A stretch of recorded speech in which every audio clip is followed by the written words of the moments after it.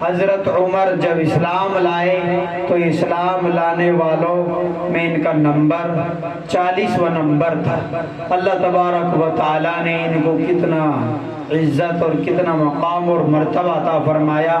کہ دوسرے خلیفہ بنے۔ تمام انبیاء اور تمام صحابہ میں، انبیاء کے بعد تمام صحابہ میں، یہ تمام لوگوں میں، انبیاء کے بعد تمام لوگوں میں یہ دوسرے نمبر کے آدمی بن گئے، دوسرے نمبر کے صحابی بن گئے۔ ان کا عزت، ان کا مقام و مرتبہ وہ حضور کے بعد، انبیاء کے بعد دوسرے نمبر پر ان کا درجہ آیا۔ تو اس طریقے سے اللہ تبارک و تعالیٰ نے ان کو اتنا بڑا مقام عطا فرمایا۔ صحابہ ان کے اسلام لانے سے خوشی محسوس کرتے تھے کہ ہم 5 سال، چونکہ سن 5 نبوت میں یہ ایمان لائے تو 5 سالوں میں چھپ کے عبادت ہوتی رہی، لیکن جب سن 5 نبوت میں حضرت عمر فاروق ایمان لائے تو صحابہ میں خوشی تھی کہ اب عبادت کھلے عام ہو رہی ہے، کعبہ میں ہو رہی ہے۔ پہلے چھپ چھپ کے ڈر ڈر کے نماز ہوتی تھی، اور جب اسلام لے آئے تو اب حضرت عمر نے کہا کہ کون اپنے کو شہید کرانا چاہتا ہے، اپنی بیوی کو بیوہ کرانا چاہتا ہے، اپنے بچوں کو یتیم کرانا چاہتا ہے، وہ آئے اور آج کھلے عام عبادت ہوگی، اور جو روک سکتا ہے وہ روک لے۔ عمر کی تلوار حاضر ہے۔ حضرت عمر فاروق رضی اللہ تعالیٰ عنہ 22 لاکھ مربع میل پر حکومت کی حضرت عمر نے، اور ان کی حکومت کہا جاتا ہے کہ انسان 4 چیزوں سے بنا ہے: آگ، پانی، مٹی، ہوا۔ ان چاروں پر بھی حضرت عمر کی عادلانہ منصفانہ حکومت تھی۔ چنانچہ ہوا پر بھی ان کی حکومت تھی۔ حضرت ساریہ کو حضرت عمر فاروق نے گورنر بنا کر بھیجا یمن کے کسی علاقے کا کہ وہاں پر جائیے اور وہاں جہاد کیجیے، اور یہاں حضرت عمر فاروق مدینہ منورہ میں ہیں، اور مدینہ منورہ میں جمعہ کا روز خطبہ دے رہے ہیں، صحابہ سے بیان کر رہے ہیں، اور دوران خطبہ، دوران گفتگو فرمایا یا ساریہ الجبل الجبل، کہ ساریہ پہاڑ کے پیچھے دیکھو، پہاڑ سے ہٹو۔ تو صحابہ وہاں پر موجود کہ یہاں ساریہ نہیں ہے، دور دور نہیں ہے، مدینے میں نہیں ہے، مسجد نبوی میں نہیں ہے، وہ تو یمن گورنر بنا کر بھیجے گئے ہیں۔ اور ادھر حضرت عمر ان کو دوران خطبہ ان کو آواز لگا رہے تھے۔ تو نماز کے بعد، گفتگو کے بعد حضرت عمر سے پوچھا، اے امیر المؤمنین، وحی کا سلسلہ تو بند ہو گیا ہے، اور آپ نے حضرت ساریہ کو اس طریقے سے آواز لگائے، ساریہ یا ساریہ الجبل الجبل، تو یہ کیا بات تھی کہ اب جب کہ وحی ختم ہو گئی ہے، وحی نہیں آ سکتی، وحی کا سلسلہ منقطع اور بند ہو گیا، ختم ہو گیا، تو آپ نے یہ کیسے ان کو آواز لگائی جبکہ وہ یہاں موجود نہیں تھے؟ کہا کہ میرے سامنے یکایک کہ آپ جو منظر ہے، آپ لوگ بیٹھے ہوئے، وہ ختم ہوا، اور حضرت ساریہ کا جنگ جو ہو رہی تھی، اور پیچھے دشمن پہاڑ کے پیچھے تھا، اور سامنے دشمن سے بھی لڑائی ہو رہی تھی، اور پیچھے بھی دشمن تھا پہاڑ کے پیچھے۔ تو میں نے کہا کہ ساریہ اپنے پیچھے، پہاڑ کے پیچھے بھی، اس کی بھی خبر لو، وہاں پر بھی دشمن آپ پر حملہ کر سکتا ہے، وہ اس تلاش میں کہ کسی طریقے سے پیچھے سے آپ پر حملہ کیا جائے۔ تو ایک دم جب میں نے یہ جملہ کہہ دیا تو پھر ایک دم وہ سارا منظر ختم ہو گیا، اور آپ میرے سامنے موجود تھے۔ تو صحابہ کرام نے یہ واقعہ کس دن ہوا، کس تاریخ میں ہوا، اور کس وقت میں ہوا، یہ سارا کا سارا نوٹ کر کے رکھ لیا۔ اور جب ساریہ واپس آئے، ساریہ بن زرین، تو پوچھا کہ فلا فلا تاریخ میں، فلا دن میں، فلا گھڑی ایسا کوئی واقعہ پیش آیا؟ حضرت عمر کی آواز آپ تک پہنچی؟ کہا کہ ہاں، دشمن سے جنگ ہو رہی تھی اور پیچھے دشمن تھا پہاڑ کے پیچھے، تو ایک دم مجھے آواز آئی حضرت عمر کی کہ اے ساریہ پیچھے کی بھی خبر لو، پہاڑ کے پیچھے بھی دشمن چھپا ہوا ہے۔ تو میں نے دیکھا کہ واقعتاً دشمن تھا اور وہ طاق میں تھا کہ ہم پر حملہ کرے، ہم کی جماعت پر۔ تو ایک دم پھر ان سے ہم مطلع ہوئے اور ان سے بھی ہم پھر نمٹے۔ تو اس طریقے سے یہ پیغام حضرت عمر نے یہاں مسجد نبوی میں خطبے کے دوران اس جملہ فرمایا، یا ساری الجبل، ہواؤں پر حکومت تھی، ہوا اس پیغام کو اور حضرت عمر کے اس جملے کو لے کر گئی ہے، اور حضرت عمر کے اس جملے کو میل اور سینکڑوں میل دور یمن تک پہنچا دیا۔ تو یہ ہواؤں پر بھی حکومت ہے حضرت عمر فاروق رضی اللہ تعالیٰ عنہ۔ اسی طریقے سے پانی پر بھی حضرت عمر فاروق رضی اللہ تعالیٰ عنہ کی حکومت تھی۔ وہ اس طریقے سے کہ حضرت عمر کی حکومت جب مصر تک پہنچی تو مصر کے گورنر نے حضرت عمر فاروق کو خط لکھا کہ ہمارے یہاں ایک عجیب معاملہ ہوتا ہے، اور سینکڑوں سال سے لوگ اپنی ایک خوبصورت لڑکی کو دلہن بنا کر سجا کر اس کو سمندر کے حوالے کرتے، اس کو قربان کرتے، اور واقعہ یہ ہوا کہ ہر سال ہمارے یہاں دریائے نیل کا پانی خشک ہو جاتا ہے، سوکھ جاتا ہے، اور ہمارا یہ نظریہ ہے، ہم لوگوں میں یہ بات مشہور ہے کہ ایک بہت بڑا دیو، ایک بہت بڑا جن ہے جو یہ سارا پانی اس دریا کا ختم کر گیا، پی گیا ہے، اور اس کو ہر سال ایک لڑکی چاہیے ہوتی ہے، اس لڑکی کو کھا جاتا ہے، اور اس کے بعد وہ پانی کو پھر وہاں سے روانہ ہوتا ہے، پانی پھر جاری ہو جاتا ہے، پانی پھر اس دریا میں اس دریا سے بہنا شروع ہو جاتا ہے۔ تو ہمیں اس سے نجات دلائیے۔ حضرت عمر تک جب وہاں کے گورنر کا، مصر کے گورنر کا یہ خط پہنچا تو حضرت عمر نے دو خط لکھے، ایک تو اس گورنر کو کہ تمہاری ڈیوٹی ہے کہ میں یہ خط بھیج رہا ہوں، اس خط کو تم اس جگہ پر ڈال دینا جہاں پر تم اس لڑکی کو قربان کرتے تھے۔ تو اس طریقے سے حضرت عمر نے خط لکھا، اور خط میں یہ لکھا، اے دریائے نیل، میں حضور صلی اللہ علیہ وسلم کے ساتھ ایک لمبے عرصے تک رہا ہوں، اور میں نے حضور کے ساتھ رہ کر یہ سیکھا ہے کہ رزق کا معاملہ، رزق لینے دینے کا معاملہ یہ اللہ تعالیٰ کے سپرد، اللہ کے ذمہ ہے کہ کتنا رزق دینا ہے، کب دینا ہے، کس کو دینا ہے، کس کو نہیں دینا ہے، اور کیسے دینا ہے، کس ذریعے سے دینا ہے، کہاں سے دینا ہے۔ اور یہ معاملہ غیر اللہ کے ہاتھ میں کب سے پہنچ گیا؟ ایک دریائے نیل، اگر تو اللہ کے حکم کا پابند ہے تو اللہ کے حکم سے بے پڑ، ورنہ تو تیرے پانی کی کوئی ضرورت نہیں ہے، مت بھی۔ یہ غیر اللہ کے معاملے میں غیر اللہ کے سپرد یہ معاملہ کب سے سپرد ہو گیا ہے۔ تو یہ خط میں لکھا، ایک توحیدانہ مستانہ یہ کلمات لکھے، تو ان گورنر نے اس خط کو وہاں پر جا کر ڈال دیا۔ اب گورنر کے ساتھ جب یہ گورنر مصر پہنچے تو انہوں نے کہا کہ نیا فرمان جو امیر المؤمنین نے جاری کیا ہے، جب بتایا کہ مسلمان نئے مسلمان انہوں نے اپنا نیا دین شروع کیا ہے، اور یہ اب اس رسم کو ختم کر رہے ہیں۔ ہم تو سینکڑوں سال سے ہمارے آباء و اجداد ایک لڑکی کو قربان کرتے تھے ہر سال، اور تب پانی جاری ہوتا تھا، تب دریائے نیل پانی بہاتا تھا۔ تو دیکھتے ہیں کہ مسلمان کیا کرتے ہیں، بہت سارے لوگ گروپ کی شکل میں ان کے ساتھ گئے، ان گورنر کے ساتھ، اور ان گورنر نے جا کر یہ خط اس جگہ پر ڈالا تو 16 فٹ پانی اوپر، معمول کے مطابق جو یہ لڑکی کو قربان کرتے تھے اس سے 16 فٹ پانی بہہ کر پڑا، اور آج تک بہہ رہا ہے اور قیامت تک بہتا رہے گا۔ تو اس طریقے سے پانی پر بھی حضرت عمر کی حکومت ہے، اور وہ پانی اب قیامت تک بہتا رہے گا۔ تو آگ پر بھی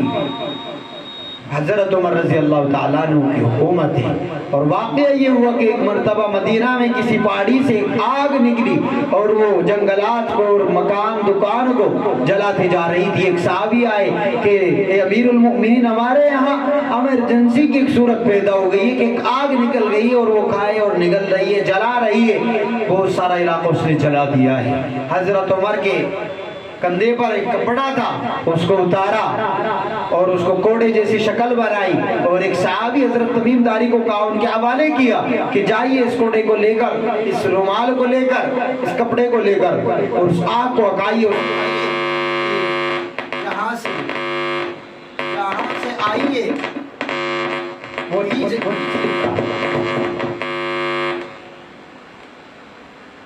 جہاں سے آئی ہے وہیں پر چلی جا. اور اس طریقے سے حضرت ساریہ وہ حضرت تمیم داری نے اس آگ کو جہاں سے وہ نکلی تھی وہیں تک پہنچا دیا. تو اس طریقے سے حضرت عمر کی حکومت ہوا پر بھی, پانی پر بھی, آگ پر بھی اور مٹی پر بھی. ایک مرتبہ کسی پہاڑی پر حضرت عمر مدینہ میں موجود تھے, زلزلہ آیا. تو زلزلہ آیا تو اپنا کوڑا مارا اور کہا یہاں پر حضور موجود ہوتے ہوئے اس شہر میں زلزلہ آ رہا ہے, کیا عمر نے کوئی ناانصافی کی ہے؟ عمر تو اس وقت تک نہیں سوتا جب تک کہ دریائے دجلہ کے کنارے بھی, یعنی جہاں تک میری حکومت ہے, اگر وہاں کا کتا بھی بھوکا ہے تو جب تک وہ کھا نہ لے, سیراب نہ ہو جائے, تب تک حضرت تب تک عمر فاروق نہیں سوتا. تو کوڑا مارا اور آج تک وہاں زلزلہ نہیں آیا. ایک دم زلزلہ بند ہو گیا. صرف 3 زلزلے وہ آئیں گے جو قیامت کے قریب دجال وہاں مدینہ میں داخل ہونے کی کوشش کرے گا. تو مدینہ میں 3 زلزلے آئیں گے اور ایک بہت بڑی تعداد میں مدینے سے منافقین نکلیں گے, صرف مدینے سے. تو وہ صرف وہی 3 زلزلے آنے ہیں, ورنہ حضرت عمر فاروق کی برکت کہ آج تک دنیا میں زلزلے آتے رہیں گے قیامت تک, لیکن وہاں زلزلہ نہیں آئے گا. تو یہ عمر بن الخطاب, حضرت عمر فاروق رضی اللہ تعالیٰ عنہ, ان کی طاقت کو اگر ایک جملے میں بیان کرنا ہو تو ان کی طاقت کہ انہوں نے بیت اللہ کو بھی پتہ کرایا اور بیت المقدس کو بھی. آج جس کو 1.5 ارب سے 2 ارب مسلمان, تقریباً 2 ارب مسلمان مل کر بیت المقدس کو, مسجد اقصی کو پتہ نہیں کرا پا رہے ہیں. تنہا اکیلے حضرت عمر فاروق نے اس کو فتح کیا ہے. تو حضرت عمر فاروق رضی اللہ تعالیٰ عنہ کی کہ اوصاف و کمالات سے, ان کی ایمانہ جرأت, دینی حمیت اور بہادری سے ہمیں سبق لینے کی ضرورت ہے کہ ان کی شہادت کو یکم محرم الحرام کو, آج 2 محرم الحرام ہے, اور ان کی شہادت یکم محرم الحرام کو ہوئی. اور ان کی شہادت کا واقعہ المناک اور دردناک واقعہ یہ ہوا کہ حضرت مغیرہ کا ایک غلام تھا, بولولو فیروز مجوسی. تو اس پر حضرت مغیرہ کے 2 دینار ٹیکس تھے. اب یہ حضرت عمر فاروق کے پاس آیا اور یہ مجوسی تھا, مسلمان نہیں تھا. آگ پر یہ آگ کی عبادت کرتا تھا اور اس کے دلوں میں مسلمان کی اور اسلام کی اور صحابہ کی دشمنی تھی, بغض تھا.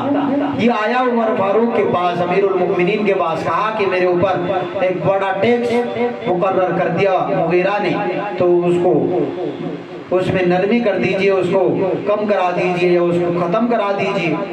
تو حضرت عمر نے کہا کہ تو کوئی زیادہ ٹیکس نہیں ہے, اور کہا کہ کیا کیا کام تو کرتا ہے. کہا کہ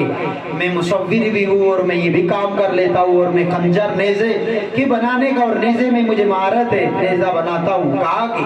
ایک نیزہ ہمیں بھی بنا کر دو. کہا کہ ایسا نیزہ بنا کر دوں گا کہ مشرق اور مغرب یاد رکھے گی. حضرت عمر فاروق اس جملے کو سن کر محسوس کیا کہ اس نے مجھے قتل کی دھمکی دی, لیکن ابھی کوئی عملی اقدام اس وجہ سے نہیں کیا کہ ابھی تو اس نے کوئی معاملہ کیا ہی نہیں, اس لیے صحابہ سے بھی منع کر دیا کہ اس نے مجھے قتل کی دھمکی دی ہے. اپنے ایمانہ بصیرت سے سمجھ گئے تھے حضرت عمر فاروق. حضرت عمر فاروق کیسے نہ سمجھ پاتے, جن کے اشارے جن کی رائے کے مطابق قرآن کریم اترتا تھا, اور بہت سی مرتبہ تو قرآن کریم کے الفاظ وہی بن کر آتے تھے جو عمر کی زبان سے نکلتے تھے۔ چنانچہ حضور نے فرمایا بھی تھا کہ اللہ تعالیٰ نے عمر کی زبان پر اور عمر کے دل پر حق کو جاری فرما دیا ہے۔ تو تقریباً 20 سے 22 واقعات ہیں حضرت عمر فاروق کے حضرت عمر فاروق کے معاملات کے مطابق تقریباً 50 آیات، 20 سے 22 واقعات اور 20 سے 22 ان واقعات میں 50 آیات حضرت عمر فاروق کی رائے کے مطابق، اور وہ سے کلمات تو وہ ہے جو حضرت عمر فاروق کی زبان سے نکلے اور وہ قرآن کی کلمات بن گئی۔ جیسا کہ مختصراً عرض کر دیا جائے، حضرت عائشہ صدیقہ رضی اللہ تعالیٰ عنہ پر جب تہمت لگی تو کچھ صحابہ بھی اس پروپیگنڈے کے شکار ہو گئے تھے۔ حضرت عمر نے اس وقت کہا تھا کہ یہ تو ایک پروپیگنڈا ہے اور سبحانک ھذا بہتان عظیم، کھلا ہوا بہتان ہے، اور کہا تھا حضور سے کہ اللہ تعالیٰ آپ کے جسم پر کسی گندی اور پلید مکھی کو بیٹھنے نہیں دیتا، وہ آپ کے بستر فراش پر آپ کے نکاح میں کسی گندی عورت کو کیسے جمع کر سکتا ہے؟ بہت سے صحابہ نے کہا تھا کہ آپ اگر ان پر تہمت لگ گئی ہے، انہوں نے ایسا کام کیا ہے نعوذ باللہ، تو آپ کے لیے عورتوں کی کمی نہیں، آپ ان کو چھوڑ دیجیے۔ تو حضرت عمر فاروق نے رائے دی تھی کہ نہیں، یہ پروپیگنڈا ہے اور ایک بہتان، ایک سازش ہے۔ تو یہ کلمات انہوں نے کہے تھے سبحانک ھذا بہتان عظیم۔ جب کچھ عرصے کے بعد قرآن کریم نے فیصلہ کیا اور یہی کلمات صرف عین ہی یہی کلمہ قرآن کریم کا بن کر آیا، سبحانک ھذا بہتان عظیم۔ تو تقریباً 50 واقعات، 50 آیات ہیں کہ جو حضرت عمر کی رائے کے مطابق اور ان کے اشارہ، ان کی جو رائے تھی اس کے مطابق قرآن کریم کے کلمات آئے، اور وہ سے مرتبہ تو ایسے ہوا بعینی وہی کلمات آئے جو حضرت عمر کی زبان سے آئے، حضرت عمر کی زبان سے نکلی۔ تو ان کو کیسے محسوس نہ ہوتا کہ ان کی معنی بصیرت کتنی زیادہ تھی، تو انہوں نے محسوس کر لیا کہ اس نے تو مجھے قتل کی دھمکی دی ہے، لیکن ابھی عملی اقدام اس وجہ سے نہیں کیا کہ ابھی تو اس نے کوئی گناہ کیا نہیں ہے، صرف ایک احساسات سے محسوس کیا، اپنی ایمانی بصیرت سے، نور نظر سے، نور ایمان سے محسوس کیا، اور ایک روز ایسا ہوا کہ چونکہ اس کے دل میں دشمنی تھی اور اس نے قتل کی دھمکی دے دی تھی واقعتاً، حضرت عمر نے محسوس کر لیا تھا، تو یہ اس نے خنجر زہر میں بھجا ہوا تو حضرت عمر فاروق کو لگایا فجر کی نماز میں چھپ چھپا کر، چونکہ آج کی طرح کا دور نہیں تھا کہ لائٹیں اور طرح طرح کی اس طریقے سے خوب رونق و مسجد میں چراغ جلا کر نماز پڑھی جاتی تھی، اور فجر کی نماز میں چھپ چھپا کر ممبر کے قریب کہیں چھپ گیا، اور ممبر رسول صلی اللہ علیہ وسلم کے قریب کہیں آ کر یہ چھپ گیا، اور فجر کی نماز میں اس نے حضرت عمر فاروق نے نماز شروع کی، اور نماز شروع کرتے ہی اس نے 6 حملے کیے، 6 وار کیے، 6 خنجر لگائے۔ حضرت عمر فاروق حملے کی تاب نہ لا سکے اور موقع پر گر گئے، اور اس وقت حضرت عمر فاروق نے ایک مسئلے پر عمل کیا کہ اپنے اگر امام کو کوئی عارضہ پیش آ جائے، ہاتھ پکڑ کر اپنے پیچھے سے حضرت عبد الرحمن بن عوف کو اپنے آگے کھڑا کر دیا، اور اس طریقے سے مختصر حضرت عبد الرحمن بن عوف نے اپنی نماز یہ پوری کرائی، اور نماز کے بعد اور دیکھا کہ کون تھا، اور یہ ابو لولو اس مجوسی اس بدبخت نے نکلنے کی اور بھاگنے کی کوشش کی، تو اس نے کئی صحابی کو اور زخمی کیا،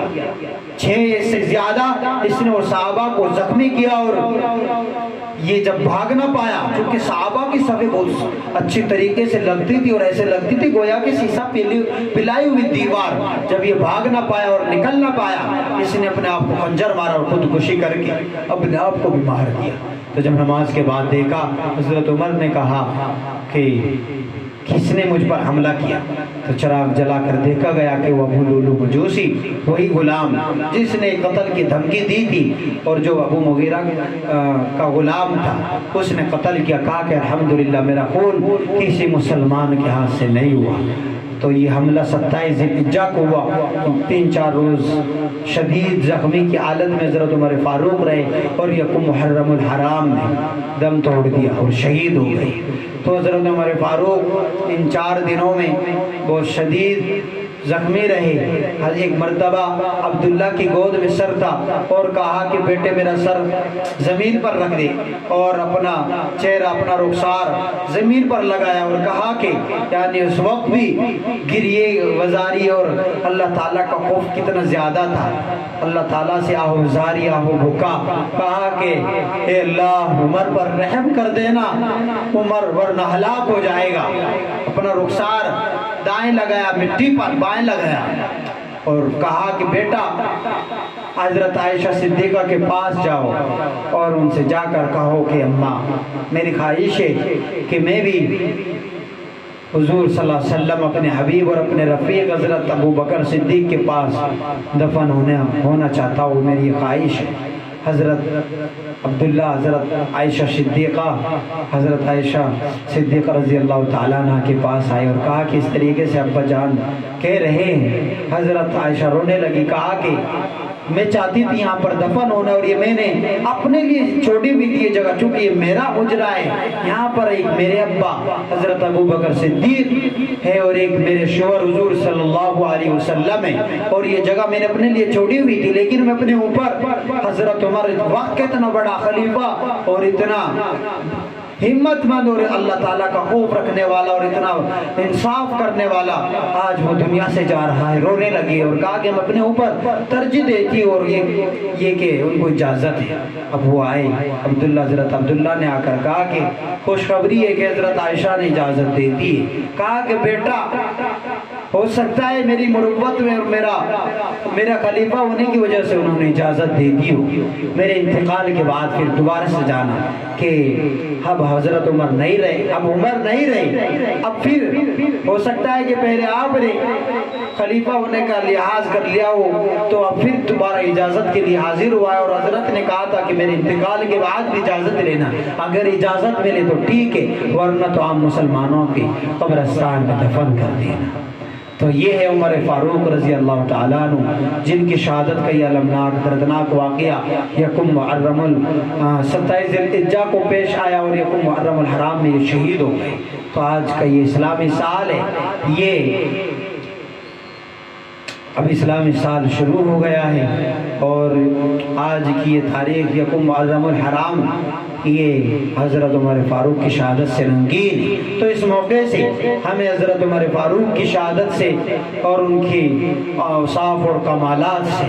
سبق لینے کی ضرورت ہے کہ اللہ تعالیٰ وہ ہمیں بھی ان جیسا ایمان ہمیں بھی عطا فرمائے، ان کے لہو کے صدقے ہم سب کی مغفرت فرمائے۔ اور حضرت عمر فاروق دعا کیا کرتے تھے کہ اللہم ارزقنی شہادۃ فی سبیلک وَاجْعَلْ قَبْرِي فِي بَلَدِ حَبِيبِكَ، کہ اللہ مجھے شہادت کی موت عطا فرما اور میری قبر اپنے حبیب کے شہر میں بنا۔ اللہ تبارک و تعالیٰ نے ان کی دعا کو ایسے قبول کیا کہ ان کو شہادت کی موت بھی ملی کہ حضور کا ممبر رسول، ممبر حضور صلی اللہ علیہ وسلم کا مصلی اور حضور ہی کی مسجد اور نماز کی حالت میں ان کو شہید کیا گیا۔ اور اگلی دعا کا اگلا جملہ تھا کہ میری قبر حضور کے شہر میں بنے، چونکہ موت تو کہیں بھی آ سکتی ہے اور قبر کہیں بھی بن سکتی ہے، تو ان کی شہر میں کیا، حضور کے بغل میں اور حضور کے پڑوس اور حضور کے ہی کمرے میں